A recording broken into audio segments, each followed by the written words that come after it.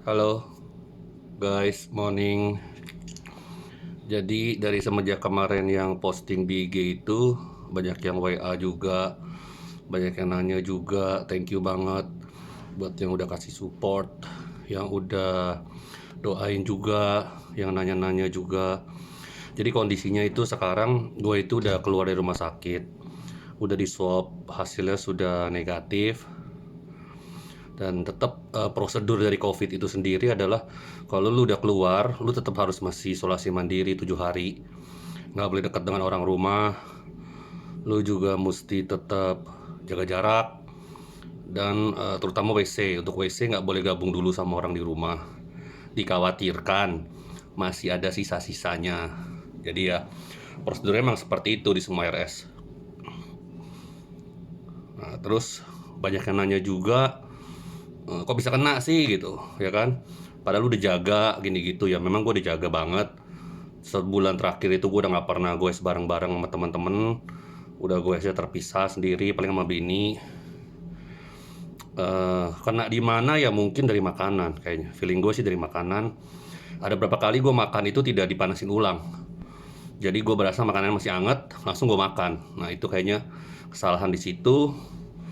Atau mungkin juga di toko, tapi kalau di toko itu gue cuma sebentar, paling sejam 2 jam, dan selalu pakai masker. Atau bisa juga dari lari, terakhir-terakhir itu gue banyak lari di GBK, pas udah capek gue turun masker. Nah itu mungkin bisa masuk juga dari situ. Cuman yang pasti COVID itu udah nempel di badan. Cuman kalau pas lu kondisinya lagi lemah, drop, dia masuk gitu. Nah, jadi kalau misalnya orang bilang, wah COVID sama kayak flu doang, rawat di rumah 14 hari, makan lianhua sembuh gitu. Ya gue sih udah makan lianhua juga, nggak sembuh-sembuh, malah tambah parah gitu. Jadi COVID itu bukan flu yang pasti.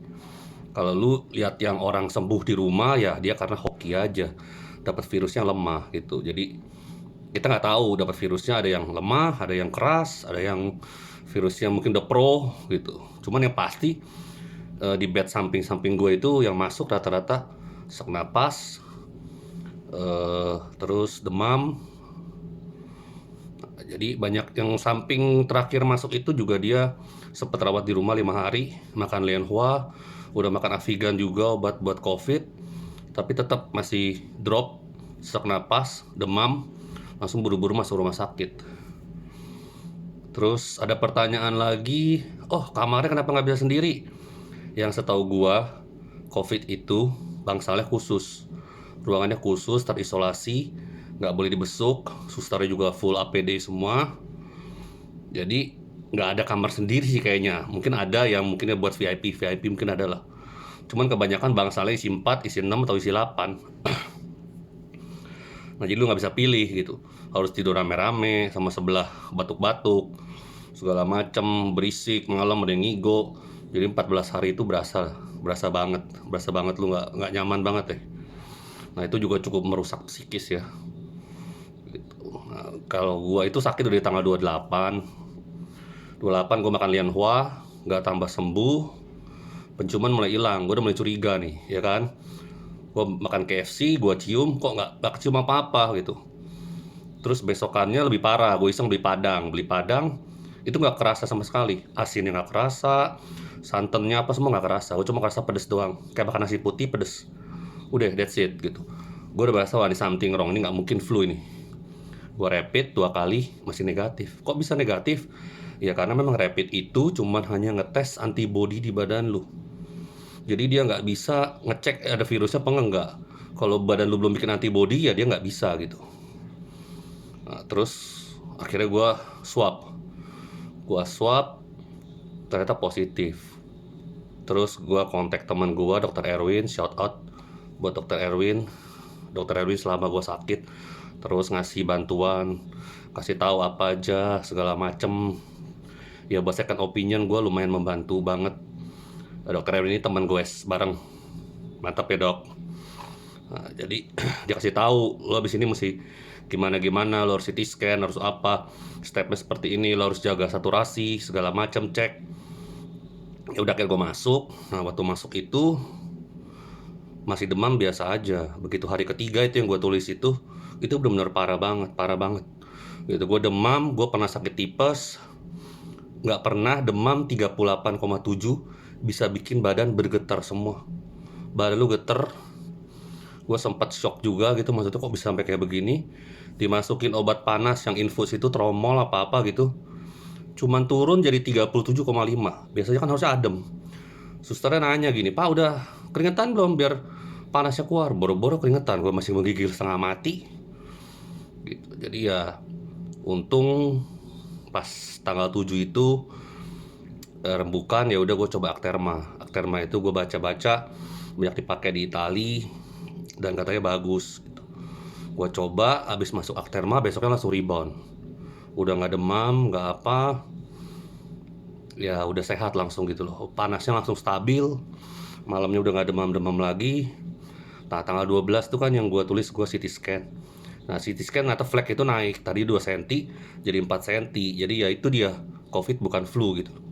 Virusnya itu akan mencoba merusak jaringan ada di badan lu. Dia bisa ngerusak paru, yang gue baca ya, dia bisa ngerusak paru, merusak ginjal, jantung, otak, sperma.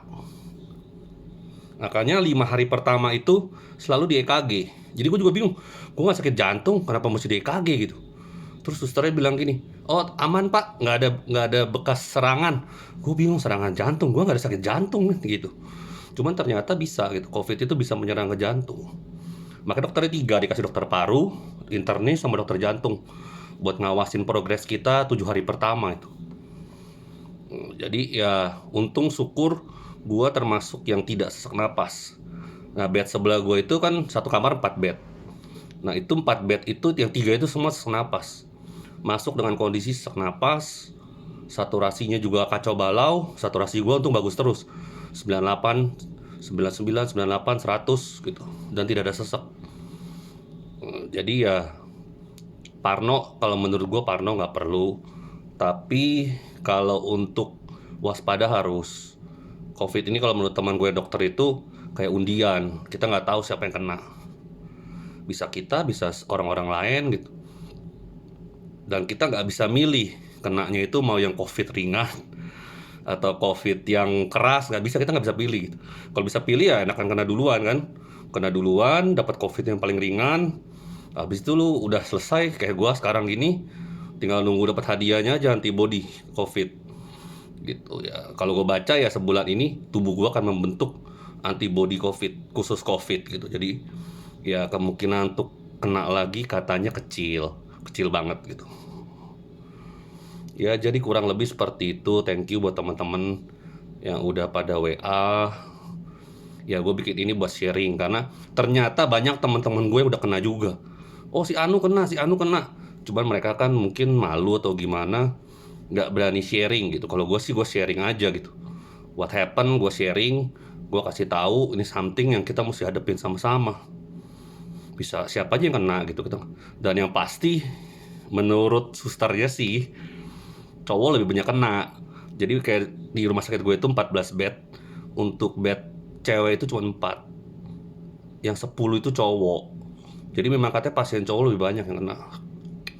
Jadi ya kita jaga-jaga aja, parno nggak usah, tetap waspada. Karena selama ini setelah PSBB kan juga orang-orang udah mulai bosen, udah mulai kendor gitu kan. Padahal kalau kita lihat itu setiap hari kasusnya kan makin meningkat terus gitu. Kemarin 14 bed tuh full semua gitu. Nah jadi ya kita tetap waspada aja.